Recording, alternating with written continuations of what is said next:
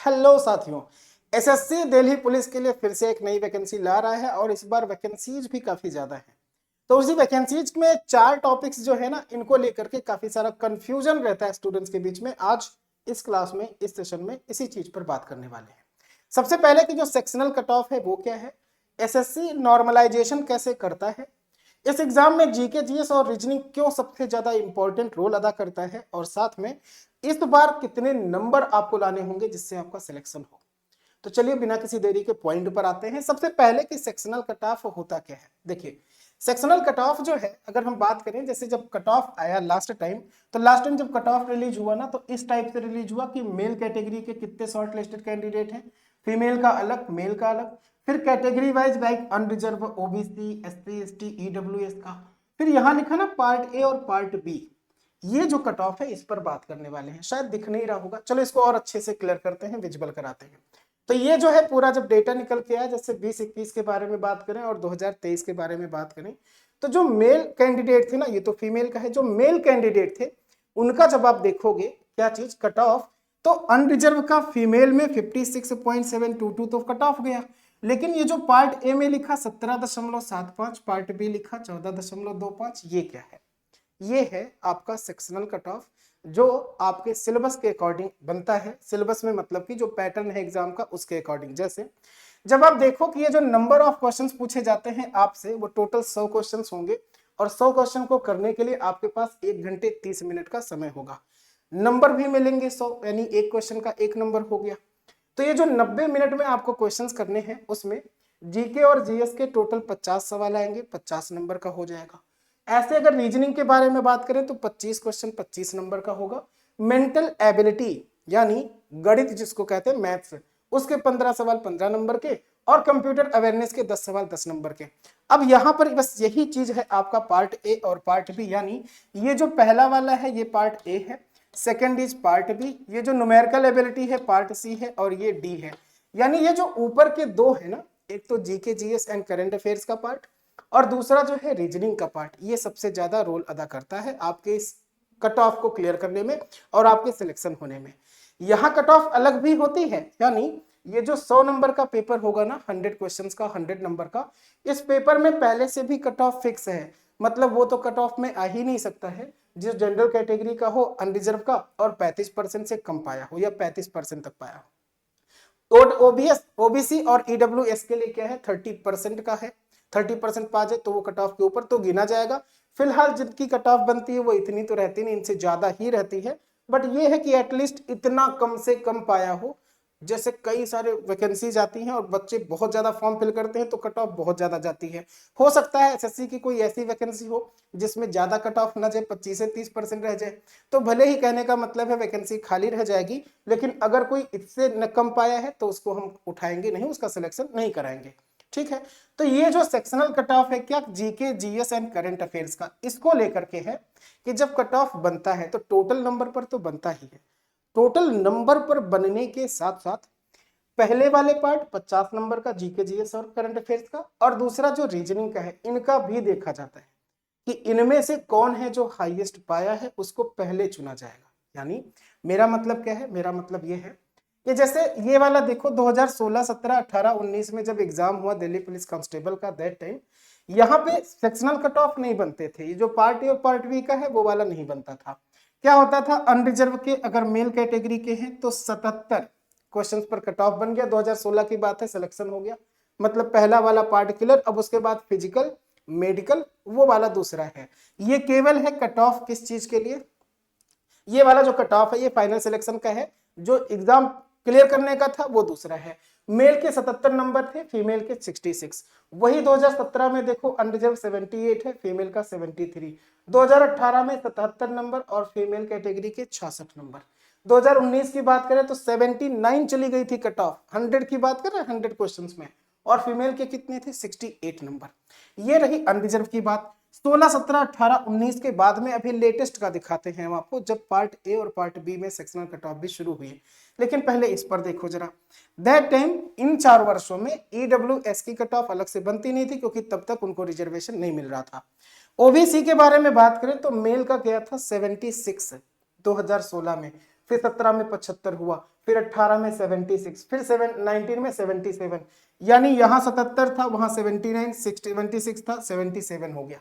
देख रहे हो कट ऑफ फिर भी अगर फाइनल सिलेक्शन का चाहिए तब भी आपको एटलीस्ट कम से कम 80% कह सकते हो, 78 to 80%, और इतना रहता भी है।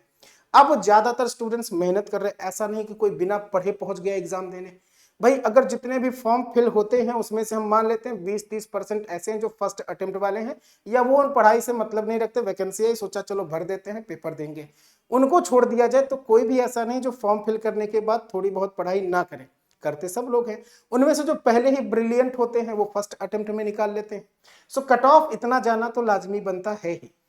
एससी की देखा जाए 70 था, और इसमें भी बहुत ज्यादा वेरिएशन नहीं रहता। एसटी का देख रहे 74। एसटी के जो कट ऑफ बने हैं वो लगभग हर साल, इधर तो चलो 2 वर्ष थे या एससी से कम है, यहाँ पे कम है, लेकिन यहाँ 70 था तो यहाँ 74 है, यहाँ 70 था तो यहाँ 74 है। ऐसे ही फीमेल वाली कैटेगरी में भी है। लेकिन अगर हम बात करते हैं 2019 की, 2020-21 की जो वैकेंसी थी और 2023 की, उसमें क्या था, उसमें तो सेक्शनल का आने शुरू हुए। तो अगर मैं आपसे बताऊं मेल कैटेगरी का जरा देखो तो 72.204 गई कट ऑफ, ये गया है सिर्फ प्री क्वालिफाई करने का, यानी फाइनल सिलेक्शन का नहीं, जो आपका पीडी होगा और मेडिकल होगा सिर्फ उसके लिए। मेल कैटेगरी का 2020-21 में 72.204। अब ये जो पॉइंट में नंबर है ना, ये 5 डिजिट का होता है, 5 डिजिट का। क्यों 5 डिजिट का होता है वो अगला वाला पार्ट है जब मैं आपको बताऊंगा नॉर्मलाइजेशन कैसे होता है तब का। तो ये 5 डिजिट का होगा, हमने 3-3 डिजिट आपको दिखाए हैं। अनरिजर्व जो होगा ना 72.204 मेल कैटेगरी के, और इसमें पार्ट ए जो 50 नंबर का था 27.5 है, पार्ट बी जो रीजनिंग का था उसमें से 18.75, यानी जो इसमें से पार्ट ए और पार्ट बी में इतने नंबर पाए होंगे उनको भी बुलाया जाएगा, ऐसा वाला था। उनको वरीयता भी दी जाएगी, ये वाला भी था। और एज वाली जो वरीयता होती है वो तो आपको पता ही है। ऐसे मेल की बात करें 2023 इस साल, तो अगर पहला पेपर क्वालिफाई करना, पेपर पहला एक ही होता ही है, तो कट ऑफ गई थी 65.032। यहाँ बात करें ईडब्ल्यूएस को रिजर्वेशन मिलना शुरू हुआ और तब उनकी कट ऑफ 62.514 थी 2020-21 में, और 23 में कितना था 60.242। ओबीसी की मेल कैटेगरी का 68.390 है और यहाँ पे 66.88 है। एससी का 57, यहाँ 57। एसटी का 2020-21 में 65, यहाँ पे 58 था। तो वेरिएशन जो हो रहा ना वो हो सकता है क्वेश्चंस के लेवल को लेकर के हो रहा हो। एक दूसरी चीज और फैक्ट करती है, अभी पहले तो मैं मेल का आपको बता चुका हूँ, फीमेल का भी देख लेते हैं। फीमेल वाली कट ऑफ में क्या था, फीमेल वाली कट ऑफ में अभी आपने देखा कि फीमेल की कट ऑफ 56 अनरिजर्व की थी, यहाँ 55 थी, कितनी 20-21 की। ईडब्ल्यूएस में 44, तो यहाँ 48 से 23 में। ओबीसी का 53 था 20-21 में फीमेल का, तो 55 हुआ। एससी का था 45 था 46, 49 था 44। ये कट ऑफ थे। पहला वाला पेपर क्वालिफाई करो, जाके मेडिकल और डीवी में आ जाओ, मेडिकल और फिजिकल टेस्ट में। बाकी जो पार्ट वाला ये होता ना, पार्ट ए पार्ट बी का, ये कट ऑफ का मतलब क्या है कि जैसे एग्जाम हुआ आपका, अब एग्जाम होने के बाद में क्या होता है, एग्जाम होने के बाद में आपका कट ऑफ तुरंत रिलीज नहीं करा जाता। सेक्शनल कट ऑफ क्या होता है, सेक्शनल वाला आप समझ गए कि ये जो पार्ट ए और पार्ट बी था वो क्या था, वो आपका बनता है जीके जीएस से, करंट अफेयर से और रीजनिंग से। तो ये वाला जो 2 सेक्शन है ना वो तो आपको बहुत मजबूत करना है। दूसरी चीज क्या है भाई, जब ये चीज मजबूत हो गई तो हमने तो एग्जाम दे दिया, अब हमें ये नहीं पता है कि नॉर्मलाइजेशन होता कैसे है और क्यों ही होता है नॉर्मलाइजेशन। तो सबसे पहले इस पर आते हैं। एसएससी ने एक फार्मूला बना रखा है, जो फार्मूला आपको यहाँ पे दिख रहा होगा, ये वाला फार्मूला बना रखा। अब इस फार्मूले को समझने के लिए इन्होंने नीचे डेटा भी दे रखे हैं कि जो हमने लिख रखा है MIJ, MVT, MQG, ये जो लिख रखा है उसका मतलब क्या है, वहां पे कौन सी वैल्यू आपको फिल करनी है जिससे आप भी निकाल सकते हो कि नॉर्मलाइजेशन में आपका स्कोर कितना बन रहा है। लेकिन चूंकि जो डेटा है वो आपके पास होते नहीं है जो आप वहां पर पुट कर पाओ, आपको तो अपना वाला पता है। तो इन्होंने फार्मूला बना रखा, बता भी दिया कि हम इस फार्मूले पर नॉर्मलाइजेशन करते हैं, चेक भी करा गया तो ये सही है, बिल्कुल कंफर्म है। आपको इससे घबराने की जरूरत नहीं है कि आपका जो शिफ्ट था उसमें नंबर आपके बहुत ज्यादा घट गए या बहुत मजा आ गया, बहुत ज्यादा बढ़ गए, ऐसा कुछ नहीं था। यहाँ इस फार्मूले में यूज होता है स्टेटिस्टिक्स अगर आपने नहीं पढ़ा है तो इस चैनल पर एक वीडियो है 3 घंटे की हमारी, उसको देख जरूर लीजिएगा। उस वाले 3 घंटे की वीडियो में पूरा स्टैटिस्टिक्स खत्म है, हर एक टाइप के सवाल खत्म है। क्योंकि इस फार्मूले में अगर आप नॉर्मलाइजेशन निकालते हो तो नॉर्मलाइजेशन में स्टैटिस्टिक्स का मीन यूज होता है, स्टैंडर्ड डेविएशन यूज होता है और वेरिएशन यूज होता है। इसके सवाल भी एसएससी पूछता है, ठीक है। तो इस फार्मूले में जब यूज होता है, कुल मिलाकर के क्या कि पहले एक दिन में कट ऑफ हो जाते थे, एक दिन में एग्जाम हो जाता था। कंप्यूटर बेस्ड एग्जाम जब से होने लगे ऑनलाइन, तब से कई शिफ्ट में एग्जाम करवाना पड़ता है। कई शिफ्ट में हुआ तो आयोग जो है वो चाहे जितनी कोशिश कर ले, चाहे जितना प्रयास कर ले, वो वैसा सेम लेवल का हर शिफ्ट का पेपर नहीं बना पाते। और होता भी क्या है कि हो सकता है बच्चे उस शिफ्ट में उतने बढ़िया ना मिल पा रहे हो, तो किसी का शिफ्ट बहुत ज्यादा इजी, तब तो उसके मजे ही मजे, और जिसके शिफ्ट में कठिन पेपर, कठिन क्वेश्चंस आ गए, उसके तो मजे ही मजे नहीं रहेंगे। तो फिर करते क्या है, ये नॉर्मलाइजेशन करते हैं, एवरेज बना देते हैं सबका, कि अगर किसी के बहुत ज्यादा नंबर है तो बहुत ज्यादा फर्क उसको ना पड़े, लेकिन जिसके कम है बहुत ज्यादा जिस शिफ्ट में, उसको थोड़ा सा बढ़ा करके बराबर लाया जा सके। सो नॉर्मलाइजेशन का ये फार्मूला है। अगला पॉइंट क्या था हमारा भाई, जीके जीएस और रीजनिंग सबसे ज्यादा इंपॉर्टेंट क्यों है? इसलिए इंपॉर्टेंट है क्योंकि उसको भी देखा जाता है कि आपने कितने 50 क्वेश्चंस में से करेक्ट करे हैं, और जो रीजनिंग वाला पार्ट था ना उसमें से कितने करेक्ट करे हैं। हालांकि जो पार्ट ए और पार्ट बी है नॉर्मलाइजेशन में, उसके भी नंबर्स देखे जाते हैं। अब नॉर्मलाइजेशन जब करा जाता है इस फार्मूले से, तो नॉर्मलाइजेशन का जो रिजल्ट आता है वो डेसिमल के बाद 5 डिजिट तक आता है। इसलिए जब आप कट ऑफ देखते हो तो डेसिमल के बाद 5 डिजिट तक नंबर्स लिखे होते हैं, वो वाले कट ऑफ बनते हैं। तो वे होता है नॉर्मलाइजेशन। तो सबसे पहले क्या समझ में आया भाई, सेक्शनल कट ऑफ भी जरूरी है आपके लिए क्लियर करना। आपके पास में 4 चीजें हैं, चारों को अच्छे से पढ़ना है। क्या क्या चीजें हैं में आपके पास? चारों चीजें में है कि आपको करंट अफेयर्स, जीके जीएस, ये 50 क्वेश्चन जो कि आपको यहीं पर मिल जाता है एसएसजी गुरुकुल के इसी ऑनलाइन प्लेटफॉर्म पर ही। शुभांशु सर आपके लिए जितनी बढ़िया जीके जीएस पढ़ाते हैं उतने से ही आपका सिलेक्शन हो जाना है। आप फ्री भी देख सकते हैं, यूट्यूब पर भी, एप्लीकेशन पर भी आ सकते हैं, एप्लीकेशन पर भी पूरा कंटेंट अवेलेबल है। आप लाइव भी पढ़ सकते हो एप्लीकेशन पर पेड क्लास में उनकी। मतलब ये जो 50 क्वेश्चन है, आप 50 में से 45 तो बड़े आराम से कर ले जाओगे, ऐसी वाली क्लास होती है।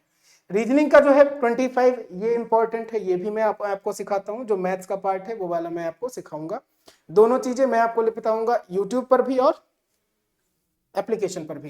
कंप्यूटर वाली जो क्लास है शुभांशु सर की, बहुत बेहतरीन क्लास है, उसको देख लेंगे, आपका 10 के 10 आंसर बड़े बढ़िया से आ जाएंगे। तो ये सारा कुछ आपको इसी चैनल पर ही मिल रहा है, तो कहीं जाने की मैं नहीं कह रहा कि बहुत ज्यादा जरूरत पड़ेगी, इधर जाओ उधर भगो, सिस्टमेटिक तरीके से यही मिल जाएगा, ठीक है। अब आपके पास में क्या है भाई कि अगर हम कितना नंबर ला लें इस बार जिससे हमारा सिलेक्शन हो जाए, मजबूत हो जाए, ठीक है। तो सिलेक्शन के लिए क्या करना है, ये सबसे ज्यादा इंपॉर्टेंट है। क्योंकि हम लोगों ने तो पढ़ लिया भाई, सब कुछ सीख लिया कि इसका सिलेबस समझ गए, इतना पार्ट आता है, मैथ्स के कितने क्वेश्चंस आते हैं, कौन कौन से टॉपिक के आते हैं, रीजनिंग का किस टॉपिक से आता है, जीके जीएस में किस टॉपिक से आता है। सबसे ज्यादा इंपॉर्टेंट क्या है कि सिलेक्शन हो जाए, हमें कितने नंबर चाहिए। तो जब आपने अभी कट ऑफ देखा, आपको पता चला होगा एवरेज फाइनल सिलेक्शन का कट ऑफ 80 से थोड़ा 1-2 नंबर कम रहता है। यानी कोशिश तो इतनी करनी है कि 100 में से 80 क्वेश्चंस करेक्ट आए। अब 80 में से अगर आपको 100 में से 80 करेक्ट चाहिए, कंफर्म्ड 80 चाहिए, तो उसके लिए कुछ सटीक रणनीति होगी जो आपको अपनानी होगी। और वो अगर आप कर पाते हैं तब तो ये वाला यहां से अगला वाला पार्ट देखिए, क्योंकि अब जो बताने वाला हूं वो सबसे ज्यादा इंपॉर्टेंट है। अगर आप कर पाओ तो जो बताने जा रहा हूं वो अच्छे से देख लो, नहीं कर पाओ तो चाहे वीडियो रोक सकते हैं यहीं पे। कंप्लीट सिलेबस करना होगा आपको टॉपिक वाइज, यानी जब सिलेबस पता चल जाता है, लोग करते क्या, उनको सिलेबस पता ही नहीं, वो वैसे ही पढ़ ले, जो लोग पढ़ाए दे रहे वही पढ़े ले रहे। आपको सबसे पहले इन चारों का, अगर दिल्ली पुलिस में आप चाहते हो सिलेक्शन हो जाए, तो जो 4 चीजें हैं उनका आप एक तो प्रिंट आउट ले लो या फिर पेजेस पे लिख करके चिपका लो कि आपको ये टॉपिक पढ़ने हैं। तो जब कंप्लीट सिलेबस टॉपिक वाइज करोगे, जैसे ही कोई टॉपिक कंप्लीट हो जाएगा उसी टॉपिक पर आपको करना है प्रैक्टिस। कि यानी जैसे मैंने मैथ सिखाई, आपको मैथ्स में सिखाया परसेंटेज, तो परसेंटेज के जितने क्वेश्चंस बनते हैं ना उनको आप प्रैक्टिस कर लो। अगला क्या है कि भाई जब आप टॉपिक वाइज पढ़ रहे हो, चारों सेगमेंट पढ़ोगे, तो आप ना पीवाई क्यूज दे दो, प्रीवियस ईयर क्वेश्चंस के पेपर, प्रीवियस ईयर के पेपर्स उठाओ और देखो कि आप अपना खुद से कितना कर पा रहे हो। और ये शुरू करना चाहिए पीवाई क्यूज लगाना, बिना तैयारी नहीं कर रहे हो ना उसके पहले से ही। आप बिना कुछ पढ़े सबसे पहले दे दो PYQs और देखो कितने नंबर ला रहे हो विद इन टाइम, 90 मिनट का टाइम लगा करके। फिर देखो कि जब जब आपका टॉपिक धीरे धीरे धीरे धीरे डेली बेसिस पर कंप्लीट होता जा रहा है और आप डेली एक मॉक टेस्ट दे रहे हैं, तो क्या नंबर इंक्रीज हो रहे हैं कि नहीं हो रहे। महीने भर अगर कोई ये ढंग से कर ले तो उसको खुद से कॉन्फिडेंट आ जाएगा कि मेरा जो पड़ाव है, मेरा जो रास्ता है, मेरा जो मार्ग है वो बहुत सही जा रहा है और हम अपनी मंजिल तक पहुंचेंगे जरूर। क्या है भाई कि सिलेबस टॉपिक वाइज कंप्लीट करते रहिए, टॉपिक वाइज प्रैक्टिस करते रहिए, PYQs दीजिए, PYQs के जो भी क्वेश्चंस मिले उनको लगाइए, क्योंकि आपको आइडिया हो जाएगा कि अच्छा इस वाले सवाल से SSC ऐसे सवाल पूछता है इस वाले टॉपिक से। तो जब आइडिया हो जाएगा तो खुद से भी क्वेश्चन निकाल पाएंगे, और खुद से जब क्वेश्चन बनाना शुरू करते हो बस समझ लो आपका एग्जाम निकलने वाला है। ठीक है, और ये जो चौथा पॉइंट है ना, a very good time table, yes this is very important. लोग टाइम टेबल तो बना लेते हैं लेकिन उसको फॉलो नहीं करते। मैं आपसे से कहता हूं, आप कितना टाइम टेबल अपना फॉलो करते हो? अगर फॉलो करते हो तो अपना टाइम टेबल, सिर्फ टाइम टेबल इसी वाले वीडियो के कमेंट बॉक्स में छोड़ दो कि आप कितने से कितने बजे और कैसे पढ़ते हो। ठीक है, मैं आपका रिप्लाई जरूर दूंगा। भाई a very good time table, आपका जो भी टाइम टेबल बनाते हो वो वाला टाइम टेबल शेयर जरूर करिएगा इस वाले वीडियो के कमेंट बॉक्स में। अब मैं बताता हूं कि टाइम टेबल भी जरूरी है, साथ ही साथ टॉपिक टेबल भी जरूरी है। कितने बजे से कितने बजे पढ़ते हो ये तो जरूरी है ही, लेकिन उसको फॉलो कराना सबसे कठिन है। जैसे आपने देखा होगा कई बार लोग जिम जाते हैं और जिम में जाकर के पहले दिन खूब करेंगे जिम, फोटो वोटो खिंचवाएंगे, पहले दिन पैसा पेमेंट भी कराएंगे, लेकिन दोबारा 2-3 दिन जाने के बाद में उनका मन नहीं करता। अक्सर देखा होगा, अगर आप भी जिम करते होंगे, जिम के शौकीन होंगे, तो कोई काम शुरू करने में मजा तब तक है जब तक शुरू नहीं कर दिया जाता। ठीक है, और शुरू करने के बाद जैसे ही थोड़ी सी कठिनाई आती है लोग उसको छोड़ देते हैं। तो यहाँ जो टाइम टेबल आप बना रहे हो उसको स्ट्रिक्टली फॉलो करिए, और अगर नहीं बना पा रहे हैं तो इस टाइम टेबल के अलावा भी दूसरा काम है कर सकते हो। इस टाइम टेबल के अलावा ना आप टॉपिक टेबल बना सकते हो। क्या चीज बना सकते हो? Topic table. यानी मेरा मतलब क्या है कि आप ये डिसाइड ही ना करो कि कितने घंटे पढ़ना है, समझ रहे हैं? आप डिसाइड कर लो टॉपिक कि आज हमें GS का ये पार्ट पढ़ना है, एक चैप्टर ये कंप्लीट करना है, रीजनिंग का एक ये चैप्टर कंप्लीट करना है, मैथ्स के मुझे 10 टाइप के इस चैप्टर के सवाल लगाने हैं, और ऐसे ही जो चौथा पार्ट है उसके भी क्वेश्चंस करने हैं कंप्यूटर के। तो आप ना टॉपिक बना लो, और जब तक वो कंप्लीट ना हो तब तक सोऊंगा नहीं।